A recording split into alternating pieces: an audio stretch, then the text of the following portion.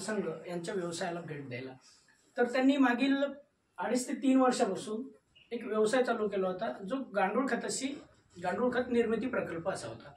पण त्यांच्या गांडूळ खत निर्मिती प्रकल्प तयार करत असताना त्यांच्या लक्षात ही गोष्ट आली की आपण हे खत तयार करून इतरांना देत आहे जे शेतीमध्ये वापरत आहेत. तर त्यांनी त्या खताच्या याच्यातून मिळणाऱ्या मिळकतीमधून आणि आपल्याला जे पीजी ग्रुपचा फंड मिळते त्या फंडामधून त्यांनी शेती केली आणि त्या शेतीमध्ये त्यांनी वेगवेगळ्या प्रकारचं उत्पन्न घेतलं. त्याच्यामध्ये प्रामुख्याने त्यांनी तूर घेतली. तूर याच हे कार्यालय आहे आणि इकडच्या साईडला एक ऑफिस आहे. तर या कार्यालयाच्या हॉलमध्ये त्यांना ग्रामसंघाच्या ठेवण्यासाठी ग्रामसंघाने परवानगी दिली आणि त्याचबरोबर आता त्यांचा कापूस सुद्धा आलेला आहे. तर त्या कापसाचं सुद्धा त्यांनी चांगल्या प्रकारे उत्पन्न घेतलेलं आहे. तर ह्या कोणत्या प्रोड्युसर ग्रुपच्या महिला आहेत, त्यांनी कसं केलं हे आपण त्यांना विचारणार आहोत. तर आपल्या प्रोड्युसर ग्रुपमध्ये पीजी ग्रुपमध्ये कोण प्रामुख्याने हे व्यवसाय पाहते आणि त्याच्यात कोण लक्ष देते? तुम्ही देता. तर तुमच्या ग्रुपचं नाव काय आणि त्याच्याबद्दल थोडीशी बेसिक माहिती द्या ताई. आपलं नाव? सखी. माझं नाव संगीता बाविस्कर आहे. तर संगीता ताई आपल्याला याच्याबद्दल थोडीशी माहिती देतील. आम्ही सखी उत्पादक गट हा म्हणजे समूह तयार केला. जसा गट करत आहे आम्ही 10 महिन्यांचा. SHG जसं बनवत होतो तसं SHG बनवता आमच्या लक्षात आलं की आम्ही SHG मध्ये एक वैयक्तिकच पैसे घेऊन वैयक्तिकच लाभ घेत असतो. तर आम्ही एक समूह बनवायचं उत्पादक गट बनवायचा. तर आम्ही आमच्या उत्पादक गटाचं नाव सखी उत्पादक गट असे ठेवले आणि आम्ही याच्यामध्ये 20 महिला आहोत. तर 20 महिलामधून आम्ही 10 महिला कन्फर्म म्हणजे येतो आणि शेती करत आहोत आणि 20 ज्या 10 महिला आहे त्या आमच्या शेतात येतात, मजुरीपर्यंत येतात त्या. पण आम्ही 10 महिला प्रामुख्याने शेती करत आहोत. सुरुवात कशी केली? तर आम्ही शेती करायच्या वेळेस जसं आम्ही गांडूळ खत करत होतो. गांडूळ खत करता आम्हाला असं वाटलं की गांडूळ खत करतात हे गांडूळ खत दुसऱ्याला विकायचं वाटतं. आम्ही आमच्या स्वतःच्या शेती जर केली आणि तिथे जर आम्ही गांडूळ खत टाकलं तर आमच्या म्हणजे शेतीचं सेंद्रिय शेती म्हणून एक तूर करायची. कारण रासायनिक खत टाकल्यामुळे जसं तुरीची डाळ अशी चव लागत नव्हती.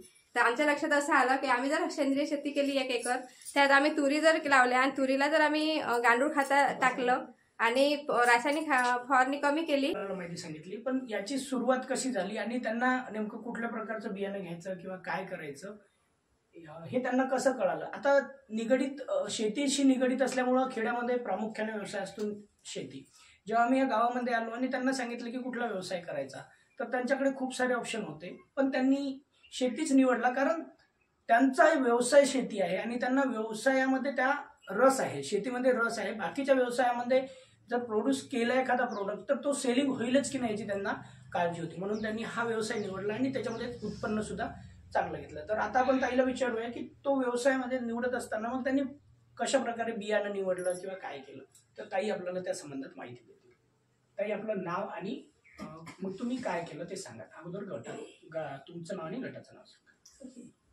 सखी. माझं नाव कुंदा ढोरे आहे.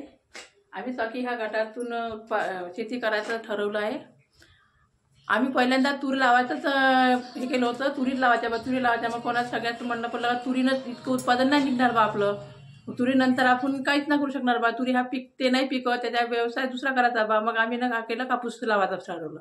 मग आता कापूस लावायचा. आपण थैल्या कधी आणल्या नाही, आपण थैल्या कधी आणायला गेलो नाही. मग आपण म्हटलं दुकानात गेल्यावर आपल्याला जे समजेल ते आपण करू, चला आपण जाऊनच पाहू. मग आम्ही चौघी महिला दुकानात गेलो. खाप्याला साधी भाऊच्या दुकानात गेलो. तिथं आम्ही थैल्या निवडल्या. आम्हाला ज्या थैल्या आठवल्या त्या थैल्या आणल्या. आमच्या थैल्या चांगल्याच निघल्या, चांगलाच कापूस झाला. बोंडही चांगलंच आहे.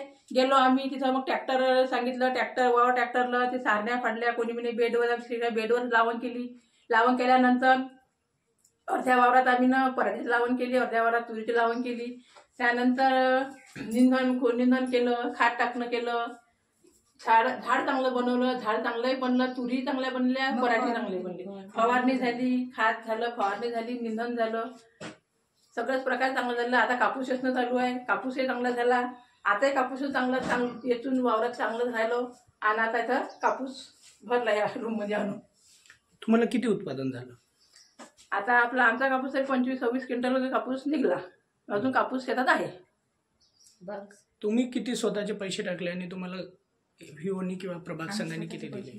स्वतःचे पैसे आम्ही ना जवळून टाकले, मेहनत केली आम्ही स्वतःची, आणि ते आम्हाला मिळाले पैसे शेतातलंच आम्ही काम केलं. आणि आता जे आहे हे आपलं उधारवाढी करून आता कापूस विकू, आम्ही फवारणीचे पैसे, खताचे पैसे आम्ही उधार ठेवले, आम्ही त्याला पैसा एकही दिला नाही. ग्रामसंघाकडून किती मिळाले? 2 लाख रुपये मिळाले. तसं नाही, ग्रामसंघ असं सांगा ना तुम्ही. ग्रामसंघाकडून ग्रामसंघाकडून आम्हाला 2 लाख रुपये मिळाले. त्याच्यामध्ये ट्रॅक्टर झालं, पराठे उपणं झाल्या, थैल्या झाल्या, अजून उठता खर्च झाला, आणि आता फवारणी लागत होते, कालपिटा लागत होते, मग पैसा कमी पडला आमच्यावर, आम्ही त्याचे उधार ठेवले. आता आपला माल विकून त्याचे पैसे आम्हाला देणार आहे. आणि तुम्हाला ग्रामसंघाचे किती मिळाले ते तुम्ही सांगितलं, बरोबर आहे. तुमच्या सगळ्यांच्या घरच्यांचा सपोर्ट होता का तुम्हाला या गोष्टीला? की म्हणजे काही गोष्टी तुम्ही जसं हे तुम्हाला ऑफिस दिलं किंवा सरपंच साहेब असतील किंवा गावातले जे मेंबर असतील त्यांचा सपोर्ट कसा होता, की घरच्यांचा सपोर्ट कसा होता या संदर्भात तुमचा? हो सगळ्याचा होता ना. नाही, त्यांनी काय केलं म्हणजे घरच्यांनी कसा सपोर्ट केला? जसं की घरच्यांनी तुम्हाला कामं, घरच्यांनी तुम्हाला कामं करू लागले का, की तुमची तुम्ही करा म्हणे? नाही, करा तुम्ही, आम्ही तुम्हाला मदत करू.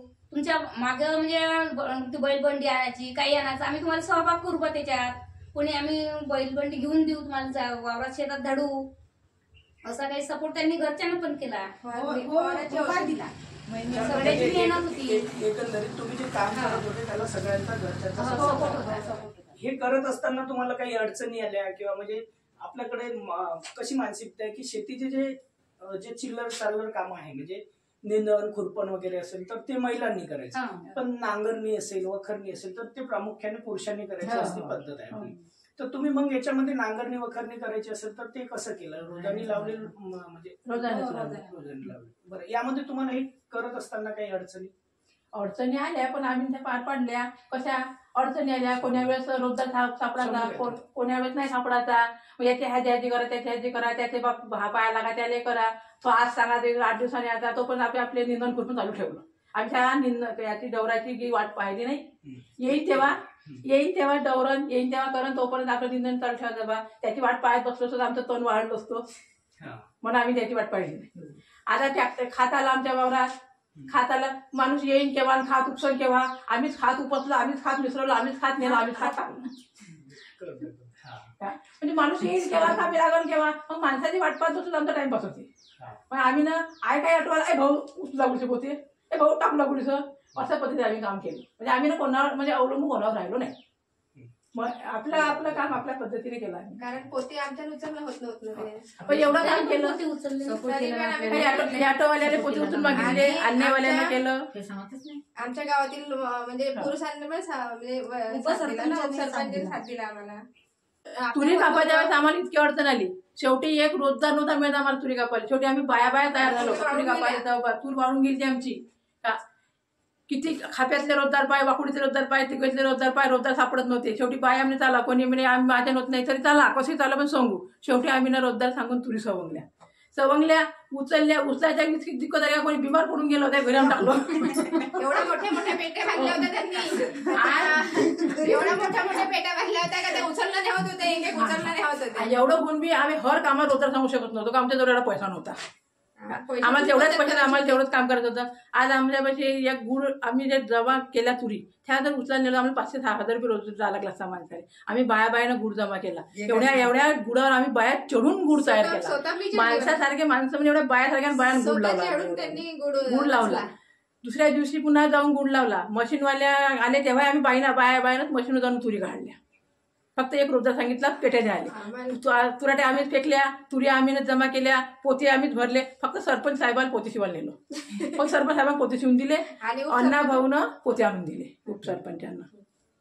म्हणजे एवढं काम केलं आम्ही ना. अशा प्रकारे आमची शेती इथपर्यंत आली. आणि इथून इकडे आम्ही पार पाडू म्हणजे संपत झालं मला पार पाडणं. थोडंसंच राहिलं आता. बिमार पडले, कोणी पडले ते सांभाळलं, थैली उचलून घरी आणलं. बिमार पडले बाबा, थैली उचलून आणलं. कोण पडलं होतं? बिमार पडला होता. ह्या जेव्हा पण येतो त्या शेतात तर त्यांना म्हणजे ऊन पाहून म्हणजे त्यांची बीपी हाय होती का लो होती.